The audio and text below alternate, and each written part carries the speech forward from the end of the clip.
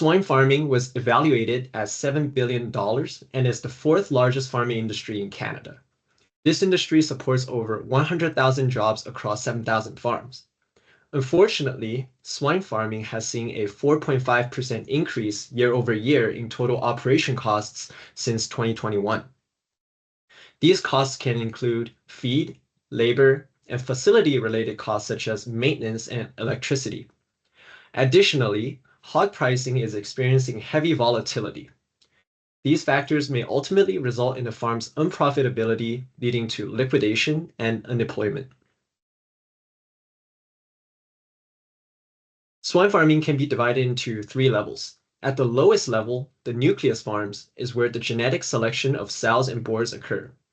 The offsprings of the selected lines are then purchased by the multiplier farms for genetic replication. Then those offsprings are then purchased by the commercial farms for mass production. Thus, the profitability of commercial farms is directly dependent on the number of live-born piglets produced. For short, we'll call this measure NLB.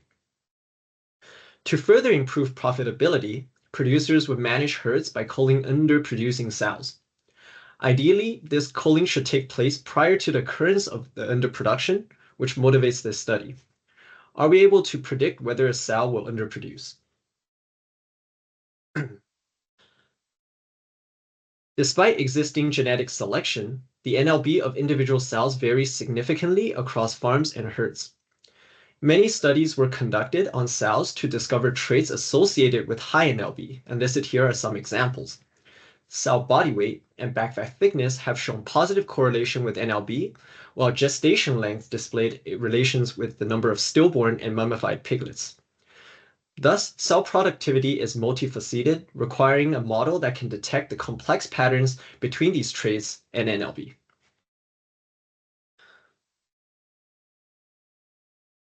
Supervised machine learning modeling excels at this detection of complex patterns, and to illustrate how these models operate, it is much like learning to solve math problems with an answer key. When enough examples are solved, they will hopefully have learned the method rather than remembering the answers. These models can then be further divided into 2 categories: classifiers, which predict categories, and regressors, which predict continuous values.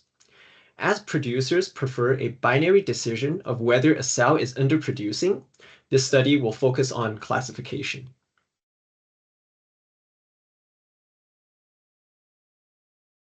Unfortunately, commercial farms may differ significantly in scale. For large-scale farms, it is often impractical to collect a wide range of sow traits due to the presence of a large sow herd. While for smaller-scale farms, although many traits can be collected, the number of records is often limited. Thus, to represent both cases, we utilize 2 datasets. The CDPQ dataset, provided by CDPQ, represents a small-scale farm with 12 recorded traits and 368 records. The HiPOR dataset, supplied by Hendrix Genetics, contains data from 12 different farms with 6 recorded traits and 21,000 records.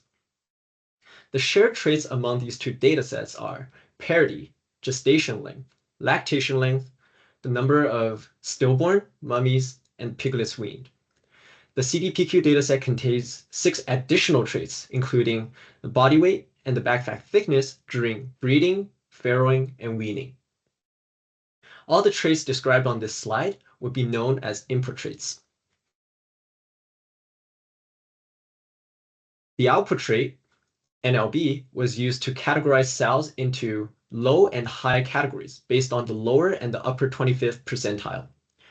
This table illustrates the class distribution of each dataset.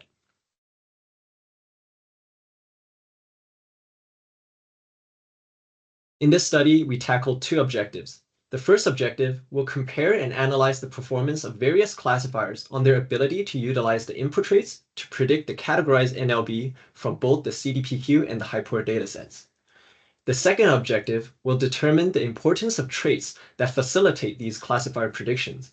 This includes evaluating the effect of the additional body weight and back fat thickness traits in the CDPQ dataset, which was absent in the HiPOR dataset. To do this, we examined 7 base classifiers as listed on this slide. While understanding how each classifier functions is out of the scope of this presentation, it is, however, worth noting that each classifier functions differently from another, meaning that they have their own unique strengths and weaknesses. In addition to the base classifiers that we saw in the earlier slide, two ensemble classifiers were also examined. Ensemble classifiers combine the base classifiers to produce a better prediction. However, it is possible that the combination produces a poorer prediction than the individual classifiers by themselves. The ensemble technique of the voting classifier is majority voting, while for the stacking classifier, it is logistic regression. So now let's talk about how these models are developed. Initially, a dataset is split into training and testing subsets. A common split is 80% training and 20% testing, which was used in this study. A classifier learns the pattern from the training subset and is evaluated on the testing subset. This entire process should ideally be repeated and was repeated to not only reduce sampling bias, but to also evaluate classifier generalizability. The next step during model development is hyperparameter optimization. Each base classifier has a set of configurable hyperparameters that can significantly impact their performances. Hyperparameter optimization, as the name suggests, finds the optimal hyperparameter configuration to improve their performance. For ensemble classifiers which do not have configurable hyperparameters, the base classifiers were optimized instead. Once the classifiers were developed, we performed our initial step of evaluation, which is fitting analysis using learning curves. There are two components to a learning curve, the training curve, which is in red, and the validation curve, which is in green. The combination of these two curves can reveal one of three scenarios: A, overfitting, B, underfitting, or C, a good fit. Overfitting is characterized by a high training curve and a low validation curve, which implies that the model learned the noises within the data. Overfitted models will behave unpredictably with new data and should not be considered for further analyses. Underfitting is when learning curve is decreasing, implying that the model is not learning well. These models will generally have poor performance. A good fit is displayed by a closely converging training and validation curve. These models are ideal for additional analyses. Another evaluation step is the examination of traits' impact on classifier performance. We expect a critical trait to have a high impact. This impact is measured by a decrease in performance when the pattern in a trait is broken. There are two ways to calculate the importance. The first, trait permutation, breaks the pattern by scrambling the values of a trait. This method is quick and does not strictly require model retraining. The second, trait removal, removes the trait from the dataset outright. This method is slow and requires model retraining, but offers the precise importance of a trait. We'll utilize trait permutation for a general trait importance analysis, but trait removal for the importance of the additional body weight and back fat thickness measurements that we saw in the CDPQ dataset. And lastly, we'll rank the performance of each classifier based on these 5 measures. The overall classifier rank is the average rank across these 5 measures. Now let's move on to the results. We'll begin this section with the modeling of the CDPQ dataset. The KNN and the RF classifiers showed overfitting and were not considered for further analysis. This can be seen with the two leftmost figures, where the training curve is separated from the validation curve. The figure on the right is a typical learning curve example of classifiers modeled on the CDPQ dataset. While the training curve is fairly flat, we see that the validation curve is trending upwards, which implies an improving learning process. This slide, we show the performance of the non-overfitting classifiers that were modeled on the CDPQ dataset. The bars represent the average of 100 train test split trials measured by balance accuracy. The error bars represent the standard deviation, which measures each classifier's ability to generalize. The top 3 classifiers are the support vector machine classifier with a performance of 69.2%, followed by the stacking classifier and logistic regression, both at 68.9%. So let's examine these three classifiers' trait importance. We observe that the fairing body weight is by far the most important trait across all three classifiers, with the remaining trait having significantly less impact. The traits that the best classifier prefer are nearly identical, which either suggests that these traits are dominant, meaning they have a correlation to NLB, or the pattern within these traits are not complex enough for different classifiers to utilize. The Pearson and the Spearman correlation coefficients between these traits and NLB did reveal that farrowing body weight has the highest correlation among these input traits, but nevertheless, it is a weak correlation. Moving on to classifier ranking.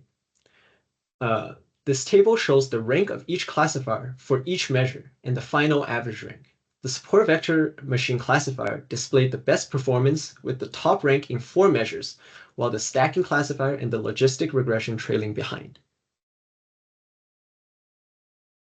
Moving on to the modeling of the Hyport dataset. Again, the KNN and the RF classifiers showed overfitting. The rightmost figure shows an example of the learning curve of classifiers modeled on the Hyport dataset. Both the training and validation curves are flat, meaning that as the classifiers have more training data, they're not improving, implying either poor learning or the dataset does not offer any more information. The performance of the remaining non-overfitting classifiers are as follows. The support vector machine classifier again emerged as the top classifier with a performance of 66.1%, followed by the MLP and stacking classifiers at 66.0%. The overall performance compared to the CDPQ dataset was lower by approximately 3%. Looking at the trait importances, we observed that parity and the number of piglets weaned were the most important traits. We again noticed that the trait importance is similar among the top classifiers, suggesting either these traits are dominant or there isn't sufficient complexity. Again, the Pearson and the Spearman correlation coefficients between traits and NLB revealed that the number of piglets weaned and lactation length both had a weak correlation. But it is also important to note that these importances are in the 10 to the minus 2 realm as highlighted by the red box, implying that their impact is very minimal. The classifier ranking did not differ from the performance evaluation. However, it was noticed that the classifiers modeled on the Hyport dataset were not as consistent as those modeled on the CTPQ dataset in terms of ranking per measure. Now, let's move on to the trait importance of the body weight and back fat thickness measurements. On this slide, we show this plot represents a comparison of classifiers modeled on the CDPQ dataset, the CDPQ dataset without the body weight and back fat thickness traits, and the Hyport dataset. We observed a significant drop by approximately 5% in performance when those traits were removed, while in the Hyport dataset, the performance was slightly better, likely due to a larger dataset. This table illustrates the effect on balanced accuracy if a trait was removed for each model. We'll focus on the classifiers with the highest performance. A positive value implies a performance increase without the trait, while a negative value implies that removing the trait will negatively impact their performance. We observe that farrowing body weight is the most critical to classifier performance, while breeding body weight is important, but only for the stacking classifier. We also observed that excluding weaning body weight and weaning back fat thickness individually improves performance. However, if we exclude both traits, we actually observed a decrease in performance. So let's observe the effect of removing just weaning body weight. Keeping the CDPQ dataset and the Hyport dataset as a reference, the red bar represents classifier performance on the CDPQ dataset without the weaning body weight trait. We observed an increase in overall performance by a fractional percentage, with the support vector machine classifier hitting 70%. To conclude, the best classifier throughout the study was the support vector machine classifier with the best achieved performance of approximately 70%. We discovered that farrowing body weight is an important trait that facilitated classifier performance, with breeding body weight being specific for the stacking classifier only. This study was limited by the low data complexity and can be addressed by increasing the number of input traits, especially for the hyper dataset. The final take-home message from this presentation: the inclusion of breeding and farrowing body weight traits significantly improved model performance. Therefore, measuring these traits can ultimately help models make better predictions, thereby improving the productivity of the farm. I'd like to thank Dr. Dan Tolpin and the Tolpin Lab for their support throughout this project, Dr. Julian Lee and Dr. Mohsen Jafarikia for providing essential knowledge, Dr. Patrick Gagnon, Dr. Lahans Mainel, and Brent DeVries for supplying the data. And finally, a big thank you to the sponsored Fruit from Thought, Canada's first Research Excellence Fund, NSERC. Without them, this project would not be possible. And thank you everyone for tuning in, and please do not hesitate to ask questions. This concludes my presentation. Thank you. Thank you so much, Ben. I think we will open, yes, we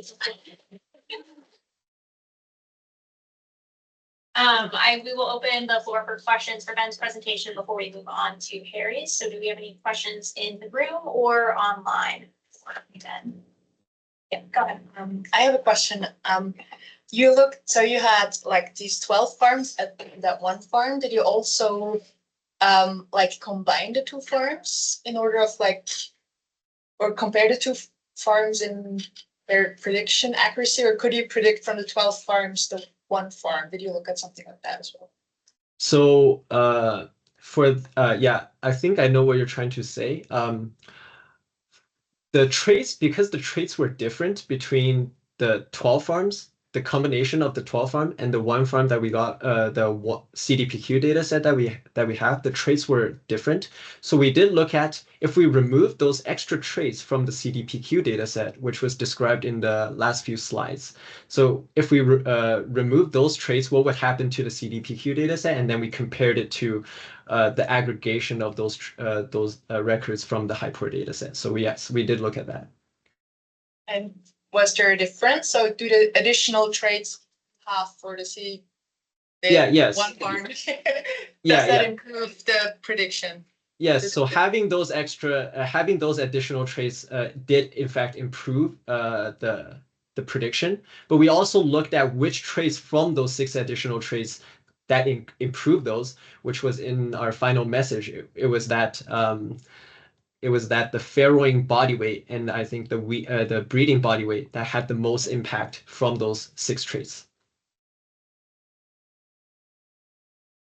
Does that answer your question? Yes, it does. Thank you. Do we have any other questions in the room or online? Oh, Flavio, yep, you can go ahead. Can you hear me? Yep. Yeah, okay. So I have a question about what we just said about the validation. So for the hyper data, you have a 12 different farms? Yes. Yeah. So did you do a validation where you validate against just a single farm? Let's say you had the training 11 farms and you validated the farm that was left. So you mean across farms, right? Yeah. Did you do that scenario, or was always a mix of all farms? Yeah, it was a mix of all farms, but this process was repeated 100 times. So when we did not we did not split the farm into, like, we did not split by just the farm. Yeah, but I think that would be very important to do. Yes. And you train in like say you have a 12, maybe in 10 farms, and you try to bring it the other 2. Yes, or 11, that could because be done, I think that's it could give some different results. I think it would be very important to test. I'm not sure if it will give a different result, but it is important to test. I agree with this. Yeah, no, I am based on my experience, it can give different results. But anyway, I think you should test that. Mm-hmm. And I'm sorry that I missed the last few minutes of your presentation where you talk about the phenotype that you are analyzing. Okay. So what is NLB? So NLBs, at the very beginning here, I defined it as the number of live-born piglets. Oh, number of live-born piglets. Okay. Okay, thanks. Sorry, I missed that. I was not sure exactly what was the phenotype.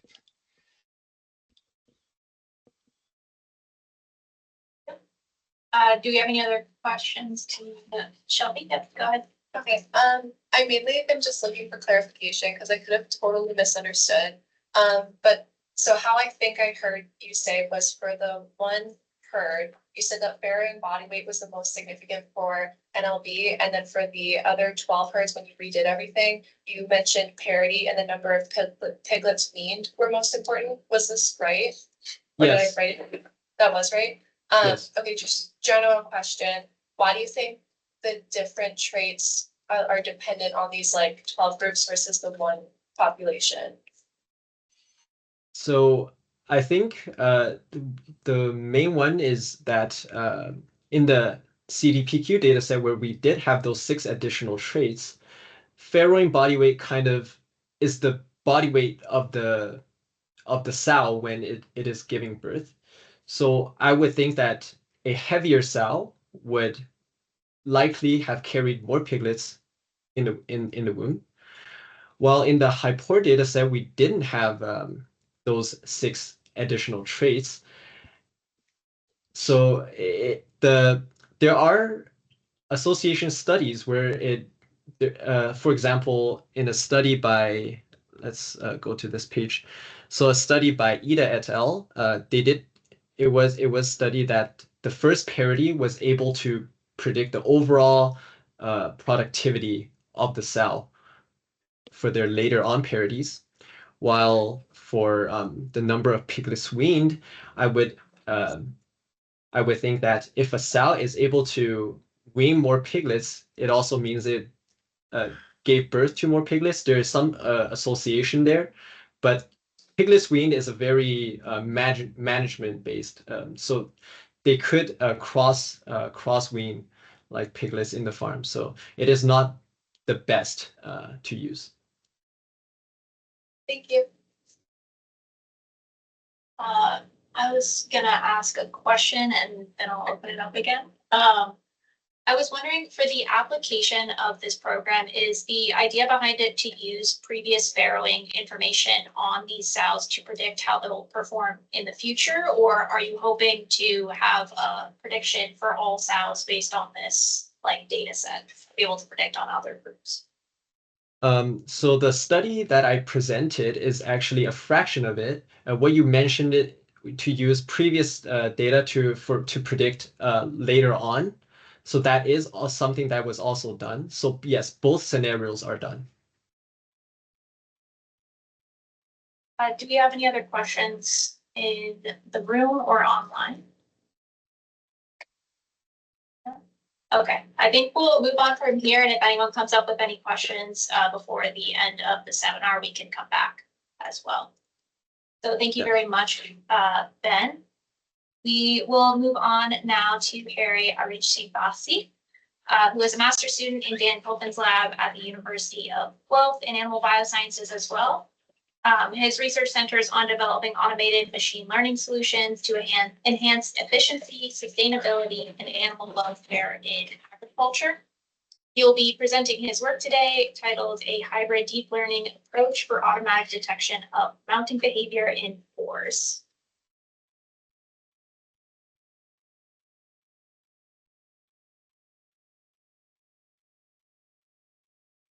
Thanks.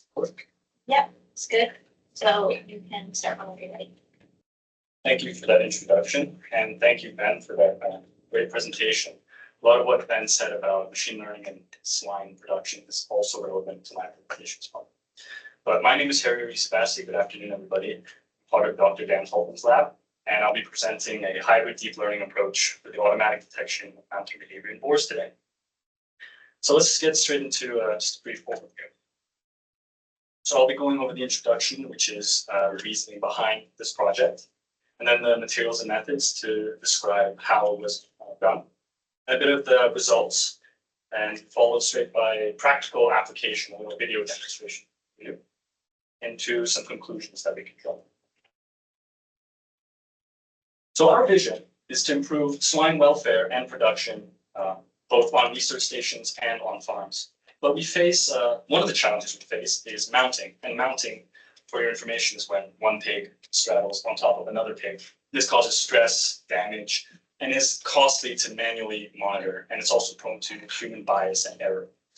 So because of this, our objective is to develop an automatic solution, the automatic detection of mounting behavior in group house pigs using computer vision and deep learning together in real time.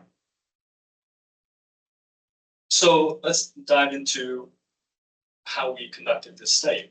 First, we recorded videos of 8 pigs in 2 adjacent pens, as you see in the first picture, at the Ontario Swine Research Station.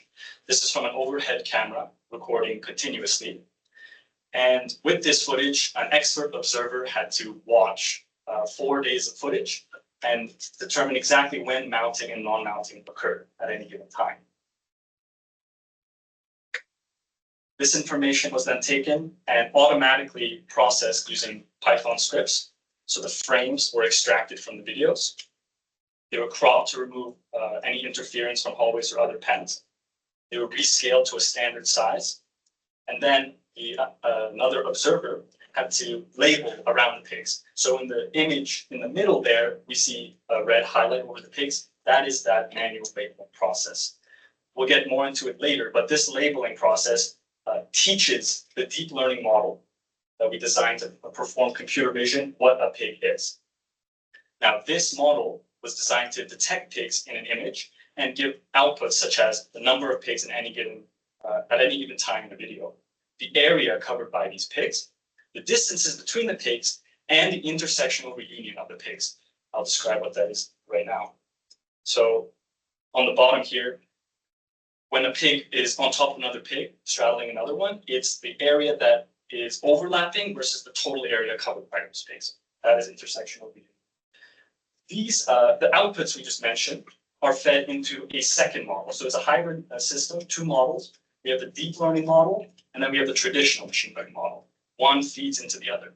So those outputs are used by the traditional machine learning model, the support vector machine in this case, similar to that same one as the one Ben used, one of the ones he used. And this model classifies if mounting or non-mounting is happening at any given time. And we evaluate it based on balance accuracy, precision, recall, and F1 score, whether it's doing it correctly or not. This is an overview of the complete pipeline, start to finish. So start with the raw image, then the labeling, and then the image on the right is the output of the deep learning model.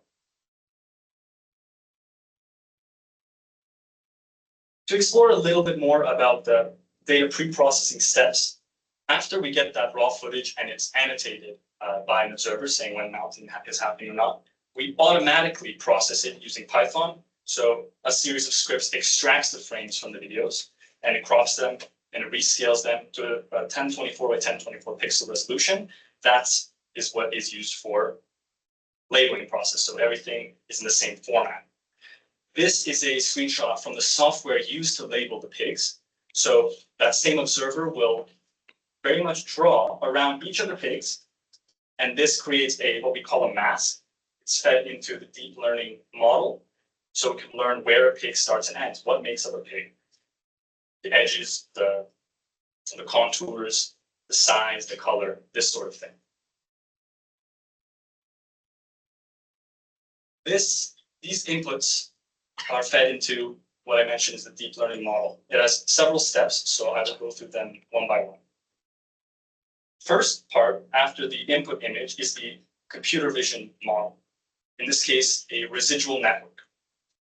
This deep convolutional neural network extracts the visual information from that image. So what we see as contours, ears, the snout, the tail, the other parts, the head, the background, all the visual information in that image is being extracted and processed by this part of the deep learning model.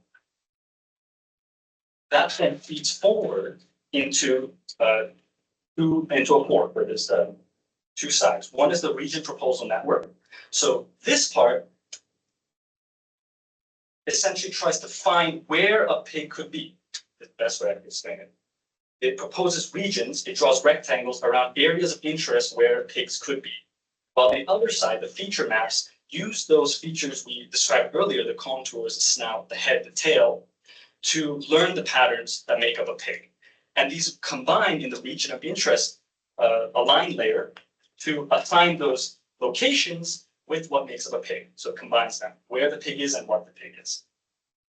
This feeds forward again into the fully connected layers. It refines precisely where those pigs are and determines their type. In this case, we only have pigs in the image, but if you had different animals in the same pen or different any objects, it would assign their type. So then we assign the type pig to those objects. And on the other side, the convolutional layers separates the pig precisely from the other pigs and the background. So the colors you see in that image is to separate each pig from each other and from the rest of the pen. So it all combines to one deep learning model, start to finish, with the output. In terms of some results, we achieved a high performance system with these dual models. So for mounting detection, the hybrid system achieved 95% balanced accuracy in detecting mounting in any given frame. Also posted 94% precision, 96% recall, and 95% F1 score, which means it is both proficient at detecting mounting and non-mounting without favoring one or another, despite mounting being a rare behavior. It does so in real time at 5 frames per second, and it's irrespective of the video resolution or speed you feed the model. It will always give it back to you in that standard form. It outperforms previous systems of the same kind by 3.5% accuracy, and it does so without requiring markings on the pigs. So sometimes pigs would be marked on the back to aid in detection, but this is a problem because those markings can wear off, and during mounting, as you could probably imagine, when one pig is straddling another, that marking disappears underneath because it's covering it. So our system manages to detect mounting without requiring such an extra aid. And it's the first system to do so in industry-sized boards to date. Now the video demonstration. As I begin, the features that I mentioned before are on the top left along with the classification. So the distance, the number of pigs, the area covered by the pigs, the intersection or reunion of the pigs, these are all computed to detect whether mounting or non-mounting is occurring. Right now in the bottom right corner, mounting is occurring as one pig is straddling another, and as it dismounts, it switches correctly to non-mounting. The green boxes are the bounding boxes, as spoken earlier, and the masks are that green highlight over them. The yellow dots are the center points, and the red and blue lines are the distance between them, shorter or longer for red and blue. So if you see it again, it uses all these features to dynamically update the prediction it's making on whether mounting or non-mounting is occurring in real time, automatically, continuously, without any human intervention.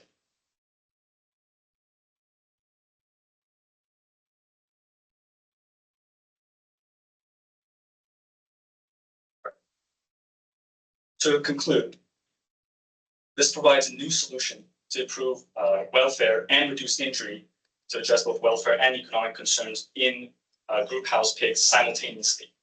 That said, you do need more data to be able to improve the model and to test it in different environments, ensure its reliability. And some of the next steps could involve developing active tracking to precisely identify which individual pig is performing the action, and to apply this system to other species with other behaviors in other industries, such as cows or poultry for estrus detection, for example, or lameness. All it would require is the same process retrained on the different animals, and it's good to go. But all of this is towards the idea of pushing precision livestock farming forward. I would like to acknowledge my sponsors, CGIL and CERT, Food from Thought, Canada First Research Lines, and I'd also like to thank the Ontario Swine Research Centre for their help, and my collaborators, Jessica, Dr. Van Talpen, my supervisor, professor, and Dr. Renee Bergeron, as well as CGIL for this opportunity, and thank you to all the listeners for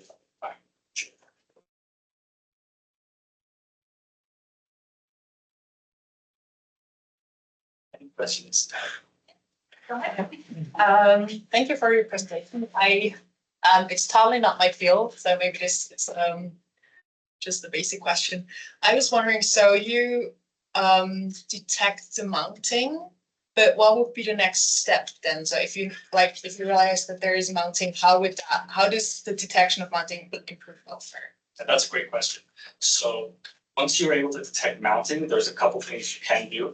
You can have, and this has been done before, automatic intervention systems. Sends an alert, you separate that pig so that it can't cause further damage to other pigs and itself to address that welfare concern and to reduce injury. Could do that. Could also use it for genetic selection, which is more relevant to this sort of the work we do here. So in a research station, instead of monitoring tons of pens all the time to see which ones are mount more, or in a previous project we did aggression to see which ones are more or less aggressive, you can select for the ones that perform less mounting and less aggression. Automatically speeds up the process of genetic.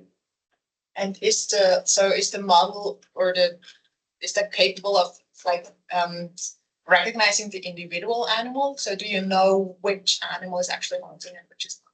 Great question again, not yet. So the individual tracking is one of the next steps to apply. Right now, it only detects whether in a pen there is mounting or not. But that step that you said is feasible, is being that is the current cutting edge of this sort of research. Thank you. I have a question for you. First of all, congratulations for your great talk. I have seen your presentation before that Macro Symposium was very good as well. So I would like to understand a little bit more about how the mount is detected. So your model compare all that areas for the body areas, overlapping areas from one frame to the next frame and to the next frame. So are you comparing for example, okay, this individual was 100% in this frame, and this frame is only 45%. This kind of calculations the model do? Okay, so that's a great question. I'm just trying to understand the nuance of it. So are you asking whether how it gets mounting and if there's calculations done between frames, or yes, it's just done in one frame at a time? No, between frames. Between frames. So in this case, it is not done between frames. Let me preface by saying what you're suggesting, we did in the project before this with aggression, where we used many frames subtracted from each other to get the movement patterns of the pigs. So that can be done, and it does work. In this case, we use a different method. It only looks at one frame at a time. This has advantages and disadvantages. It requires more visual data and immediate features because there's no movement. It's just a still image it's looking at a time. But it provides the advantage that it works at any input frame. Because this is a very computationally expensive model, it runs at 5 frames per second, even though most videos will be 30 frames per second. But it can still run because it can skip frames essentially. As we said, it doesn't rely on interframe interactions. It'll always run reliably. Now, how does it do it with those overlaps? So in one still image, I'm not going to play the video yet. In one still image, it looks at those highlights. You can see in the bottom right, there is one. There's an area with darker green, sort of. Now I'll play it. Show you how that changes. But the second, wonderful. Thank you, Dad. So here, there's areas of darker when it overlaps with each other, and when mounting is complete and there's no overlap, it uses different features, such as the number of masks goes down to 7. The mask pixels reduces, so it uses a combination of these features to identify mounting. In case occlusion is complete and overlap is rendered useless, or even if the deep learning model makes a mistake because there's a lot going on in a frame at a time, it can use the combination of the features to detect mounting. So there's the dark green you see as it's mounting. It uses, and once it's complete mounting, it relies on other features to be able to detect mounting. But 1 frame at a time. Maybe you mentioned it as well. What program are you using for this?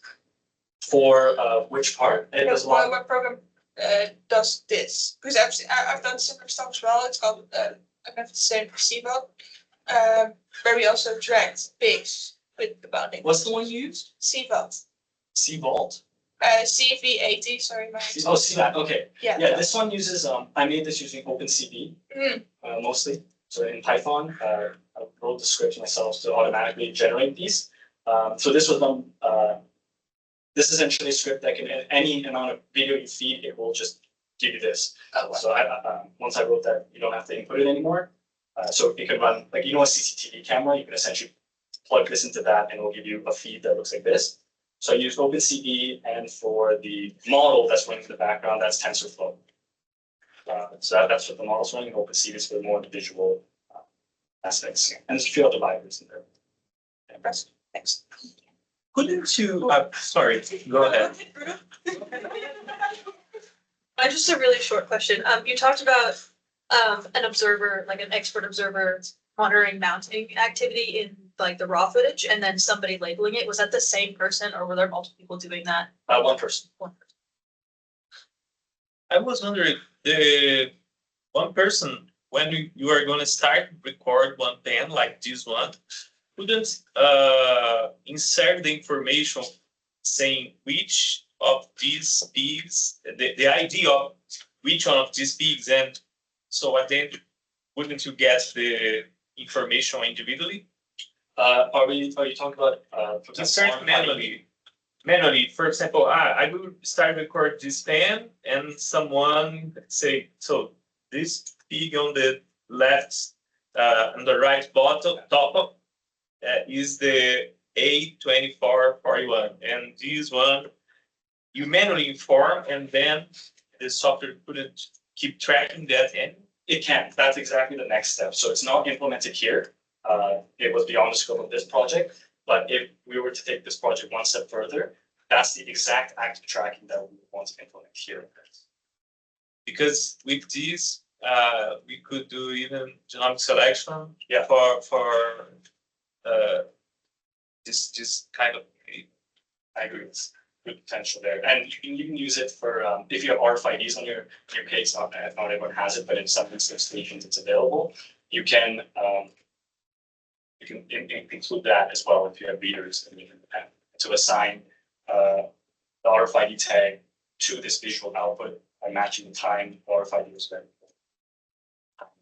So that's also an option. But the one you said is also easy. Audio online. Hello, can you hear me? Yes. Yeah, okay.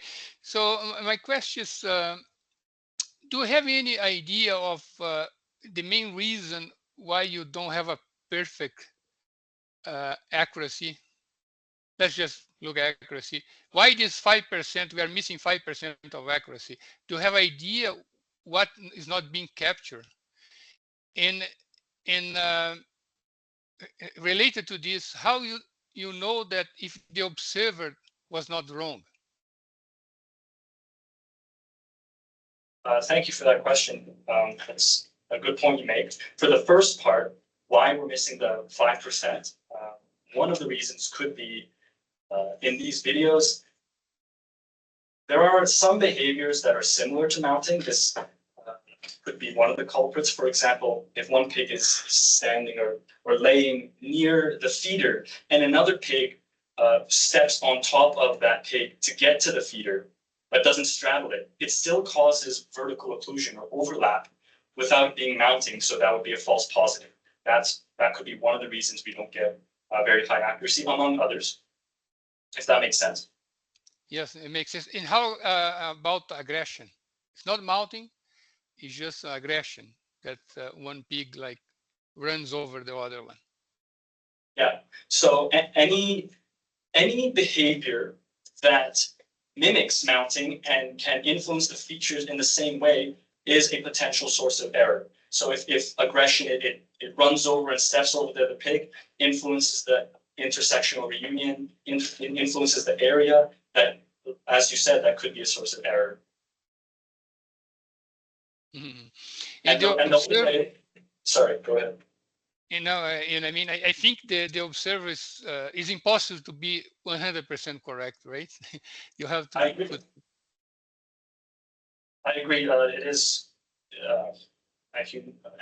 We're all human, and any human observer can make a mistake. Using multiple observers with inter-observer reliability can be an option. If it's one observer conducting intra-observer reliability tests, might be able to mitigate that issue.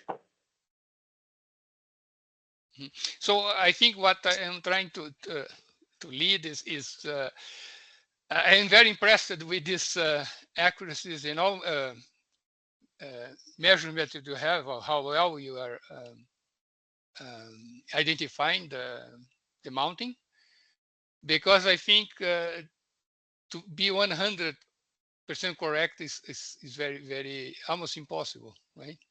For Let's say 100% impossible. Yeah. I usually don't say impossible. I don't like the word impossible, but usually when the models get to 100% accuracy, I get suspicious. Yeah, exactly. No, I think these results are very impressive. That's what I'm trying to, the point that I like to make. Really appreciate it. A question, like just for like implementation now on a bigger scale, how would that work? So would you still like if you now go to like commercial farms or I don't know to implement it, do you have to do that masking for every pig, or is it able to detect the pigs the way you did it now in this 8 pigs? Wonderful. I was hoping someone would ask that. So the idea behind this model is that once it's trained on enough diverse, high quality data, it will be able to generalize to other farms, other pigs. Now, it has to be tested to ensure that it indeed works. But the more different situations you provide it, you want to get it to a point where you can just plug and play, if that makes sense. You set up your cameras. You don't have to do retraining or minimal retraining, just not the whole thing again, just adjusting the final layers of the model, and connect all the cameras into one central computer, put this on there, and you're good to run. Now, is this ready to do that? I would say no. More data would be needed to make it more robust, but that's all it needs. The scripts are ready, model is set up, just feed the hungry shark more data and it'll grow. Does the model also need to learn that pigs are growing? Like, or is that not a problem? Would that throw off its detection? Yeah. If you didn't give it that training, it's very possible that it could be confused. But if you gave it pigs of different sizes, colors, shapes, in different places, it wouldn't run into those errors as much. It would be able to generalize better because there are some things in a pig that don't change: the snout, the head, the body. So even if size changes, it should be able to understand. Thank you. Question. This might be kind of outside of the scope of what you've done so far, but as far as I understand, these images are being analyzed independently. What's the added complexity of being able to compare them to each other? So like you talked about how some of the missing accuracy might be because within each image it might look like mounting, but then you go to the next image and they've just knocked over a pick and gone on. Is there a way to look at how long this is flagged? Like how many sequential frames have the same flag to determine whether it's mounting? Yes, that would actually be ideal. For that, you would need to implement tracking. So you would want to follow, essentially the model would need to understand the tracking component into the model, that from one frame to the next frame, that's the same pig. Right now, it doesn't discriminate really. Yeah. But that has been done before. It's just an extra step that you need to add to this. And then, because it's following from frame to frame the same pig, you could see, how long. No pig's going to mount for half a second, right? It takes longer to mount than half a second, so we just run over. And so it could use that as a way to mitigate that error, exactly like you said. So for that inter-frame aspect, you need to do that tracking. Okay. And is that, like you mentioned, that's computationally costly so far? Does that increase it a lot to connect those images together to compare frames? I wouldn't know how much until I try it. It usually depends on what's already running. So right now it's running at 5 frames per second. That's what NASCAR CNN generally runs at on the machine. And with this sort of resolution, which is standard for NASCAR CNN. NASCAR CNN is the deep learning computer vision model. It's just it would slow it down. Now, how much? Is it negligible? Maybe. Is it a lot? Potentially, but it would have to be tested and optimized so that it would. Well, I think, and this is just a personal opinion, I haven't tested this yet, but it would still outweigh the cost, because if you can track them frame to frame, you can still skip frames and connect those together if you wanted to.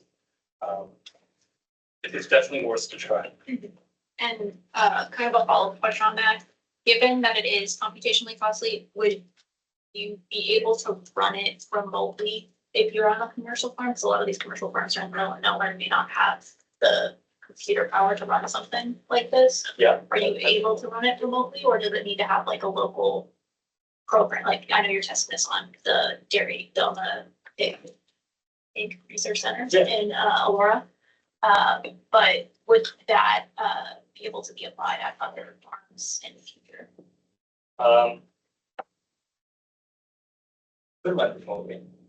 What would influence how fast that would be, or would be feasible, is first of all the bottleneck you create there when you run something remotely is the advantage is you can get a more powerful machine. So if you're running it in a data center somewhere, you can leverage more powerful GPUs, which are very useful for computer vision. Speeds it up a lot. Now the downside to that is visual information is quite large when it comes to storage. It's quite heavy. So the sending and receiving could take time. Depends on your level of internet connection. But again, that can be optimized. You can use a lower resolution. You can skip frames if you want. And then all it would be is the delay. Send and receive, you just have a 10-second delay. And then what they have on your station, you have a delay until it sends, processes, and sends back if you have it. It's completely feasible. Any other questions for Harry or for Ben from the room or online?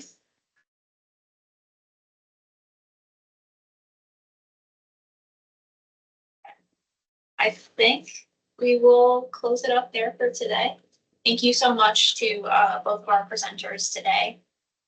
We will be back next week with another CGIL seminar, and we look forward to seeing everyone there. Thank you so much. Yeah.